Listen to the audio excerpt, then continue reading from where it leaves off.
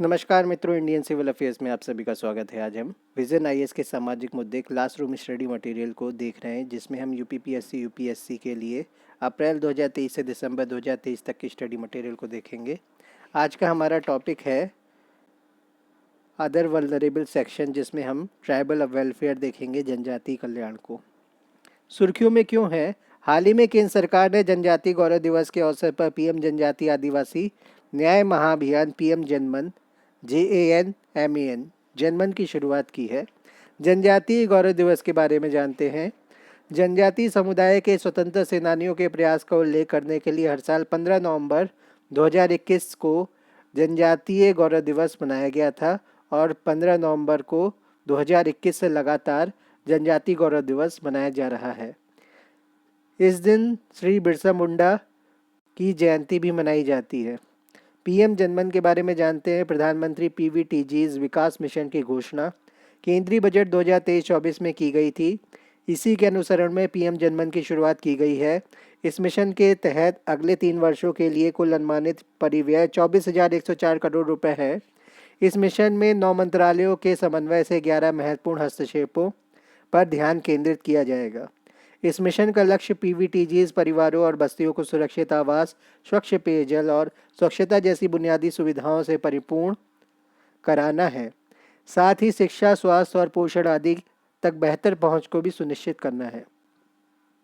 इसके अलावा sickle cell रोग उन्मूलन, सिकल सेल एनीमिया डीरेडिकेशन, फिर टीबी उन्मूलन, टीबी रेडिकेशन और 100% टीकाकरण, 100% इम्यूनाइजेशन एंड वैक्सीनेशन, पीएम सुरक्षित मातृत्व योजना, पीएम मातृ वंदना योजना, पीएम पोषण आदि की पूर्ण कवरेज भी सुनिश्चित की जाएगी। जनजातीय विकास के लिए पंचशील सिद्धांत देख लेते हैं। लोगों का विकास उनकी अपनी प्रतिभा के अनुरूप होना चाहिए और बाहरी मूल को थोपने से बचना चाहिए। भूमि और जंगल पर जनजातीय अधिकारों का सम्मान किया जाना चाहिए। जनजातीय समूहों को प्रशासन एवं विकास के कार्यों हेतु प्रशिक्षित किया जाना चाहिए। इन क्षेत्रों में गवर्नेंस से संबंधित गतिविधियां सावधानी पूर्वक की जानी चाहिए। साथ ही इन क्षेत्रों में अनेक योजनाओं का बोझ नहीं डालना चाहिए। परिणामों का मूल्यांकन केवल आंकड़ों के आधार पर नहीं किया जाना चाहिए, बल्कि उनमें निहित मानवीय गुणों और मूल्यों के आधार पर भी किया जाना चाहिए। भारत में जनजातीय देखते हैं।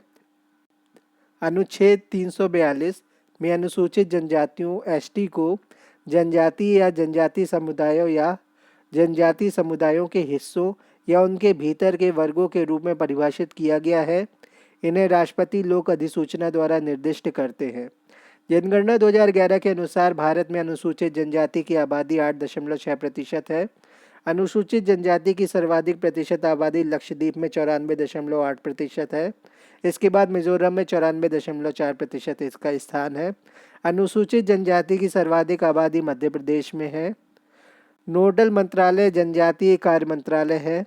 नोडल मंत्रालय कौन सा है? जनजातीय कार्य मंत्रालय।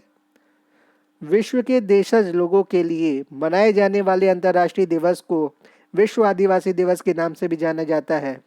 यह दिवस दुनिया भर में देशज यानी मूल निवासी लोगों के अधिकारों को बढ़ावा देने और उनके संरक्षण के लिए हर साल 9 अगस्त को मनाया जाता है। 1982 में इस दिन मानवाधिकारों को बढ़ावा देने और संरक्षण संबंधी उप आयोग 1982 में इसी दिन मानवाधिकारों को बढ़ावा देने और संरक्षण संबंधी उप आयोग के देशज आबादी पर संयुक्त राष्ट्र कार्य समूह की पहली बैठक आयोजित की गई। तो इसको क्या कहते हैं? मानव अधिकारों को बढ़ावा देने और संरक्षण संबंधित उपायोग। इसका नाम क्या है? सब commission on promotion and protection of human rights. और दूसरा है देशज आबादी पर संयुक्त राष्ट्र कार्य समूह, UN working group on indigenous population. अब आगे देखते हैं। विशेष रूप से संवेदनशील जनजातीय समूह PVTGs, particularly vulnerable tribal groups. चलिए इनके बारे में जानते हैं। PVTGs अनुसूचित जनजाति श्रेणी में केंद्र सरकार द्वारा मान्यता प्राप्त एक विशेष श्रेणी है। UN ढेबर आयोग, UN का ढेबर आयोग 1961 की सिफारिशों के आधार पर इन्हें पहली बार 1973 में आदिम जनजातीय समूहों PTGs प्रिमिटिव ट्राइबल ग्रुप्स के रूप में मान्यता दी गई थी। 2006 में भारत सरकार ने पीटीजीज प्रिमिटिव ट्राइबल ग्रुप्स का नाम बदलकर पीवीटीजीज का मतलब पार्टिकुलरली वल्नरेबल ट्राइबल ग्रुप्स रख दिया है या कर दिया है। पीवीटीजीज की पहचान के लिए निर्धारित मापदंड आदिम कृषि प्री एग्रीकल्चर प्रणाली का प्रचलन, अन्य जनजातियों की तुलना में साक्षरता का निम्न स्तर, आर्थिक पिछड़ापन, घटती या स्थिर जनसंख्या। वर्तमान में 18 राज्यों एवं केंद्र शासित प्रदेशों, जिसमें अंडमान और निकोबार द्वीप समूह भी शामिल है, में 75 पीवीटीजीज हैं। 75 है इनका नंबर। 18 राज्य और केंद्र शासित प्रदेश, जिसमें अंडमान और निकोबार द्वीप समूह भी है। उड़ीसा में पीवीटीजीज की संख्या सर्वाधिक 13 है। हाल ही में मध्य प्रदेश में भारिया पीवीटीजी और छत्तीसगढ़ में कमार एवं बैगा जनजाति को वन अधिकार अधिनियम 2006 के तहत आवास अधिकार प्रदान किए गए। भारिया, कमार और बैगा को मध्य प्रदेश तथा छत्तीसगढ़ दोनों राज्यों में पीवीटीजीज की सूची में सूचीबद्ध किया गया है। जनजाति कल्याण के लिए किए गए उपाय देखते हैं। जनजाति कल्याण के लिए जो किए गए उपाय, उनमें संवैधानिक प्रावधान है, कानूनी उपाय हैं और सरकारी योजनाएं हैं। सबसे पहले संवैधानिक प्रावधान देखेंगे। आर्टिकल 244 राज्यों के अनुसूचित क्षेत्रों और जनजाति क्षेत्रों के रूप में चिन्हित क्षेत्रों का प्रशासन अनुसूची 5 में आता है, जिसको हम शेड्यूल 5 कहते हैं।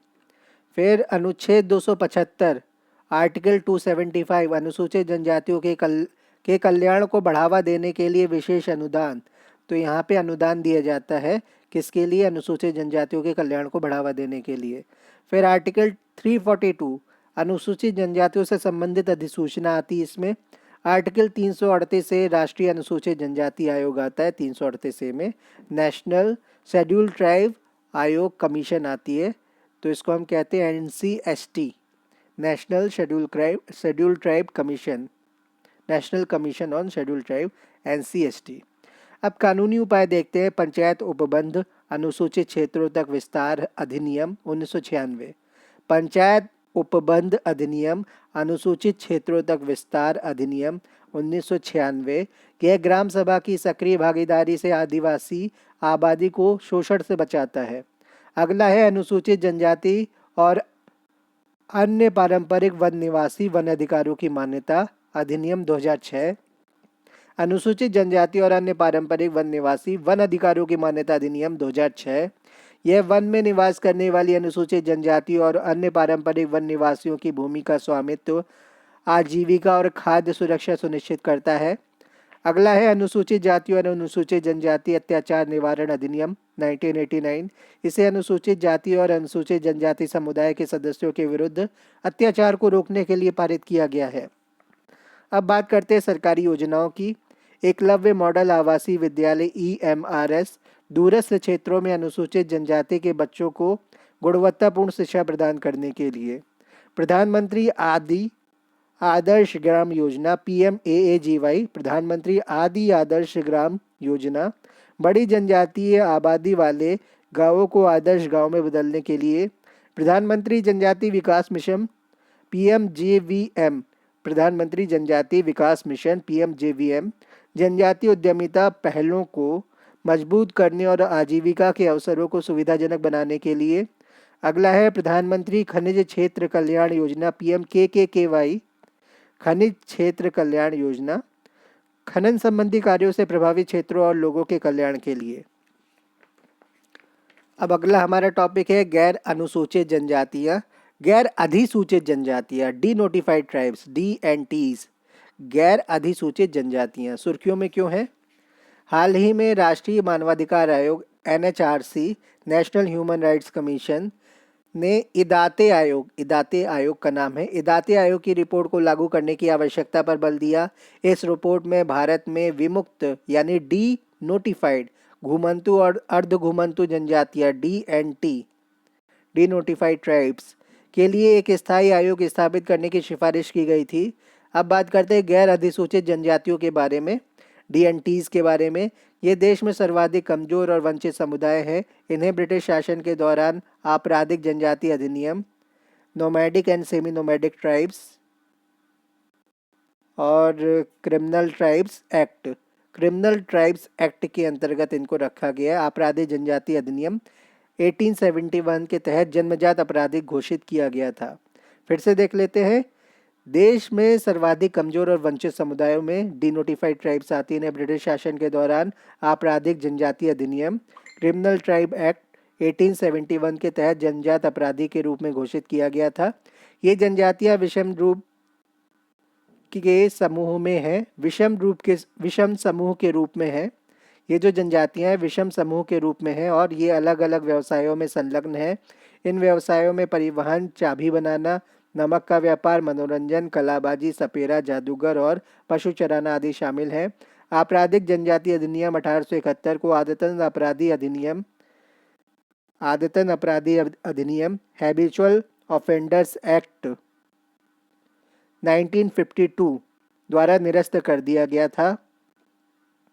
कई गैर अधिसूचित जनजातियों को एसटी, एससी और ओबीसी की सूचियों में शामिल किया गया है।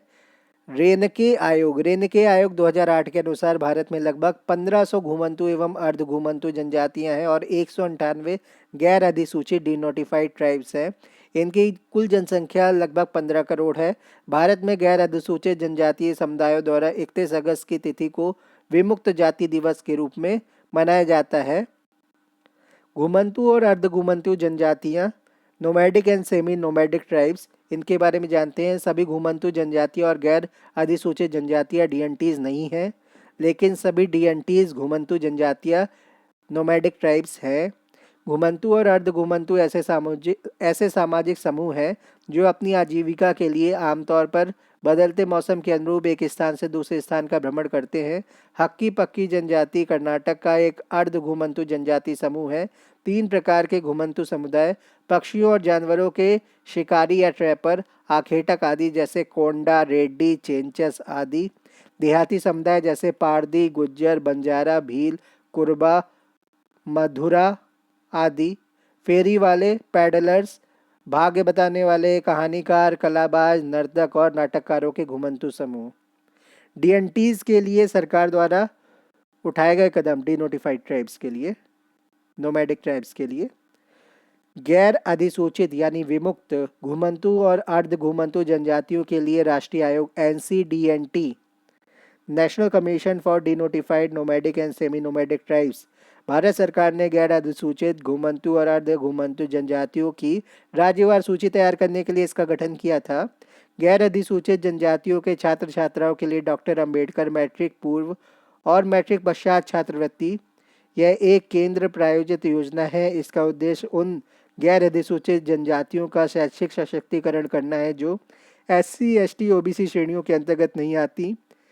डीएनटीज की छात्र छात्राओं के लिए छात्रावासों के निर्माण हेतु नानाजी देशमुख योजना, यह एक केंद्र प्रायोजित योजना है। इसे राज्य सरकारों और संघ राज्य क्षेत्रों के प्रशासन के माध्यम से संचालित किया जाएगा। डीएनटी समुदायों के आर्थिक सशक्तिकरण के लिए योजना seed, scheme for economic empowerment of DNT communities, इस योजना को सामाजिक न्याय और अधिकारिता मंत्रालय द्वारा शुरू किया गया था। इसके उद्देश्य है गैर अधिसूचित जनजातियों के छात्रों को प्रतियोगी परीक्षा हेतु निःशुल्क कोचिंग प्रदान करना, डीएनटीज परिवारों को स्वास्थ्य बीमा प्रदान करना आदि। 2019 में गैर अधिसूचित घुमंतु और अर्ध घुमंतु समुदायों के लिए डेवलपमेंट एंड वेलफेयर बोर्ड का गठन किया गया।